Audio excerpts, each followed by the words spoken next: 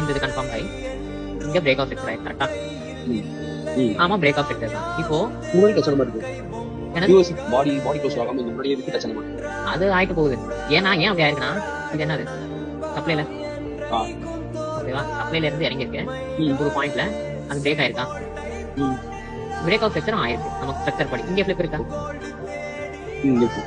எது ஃபிளிப்? இந்த first blue colour.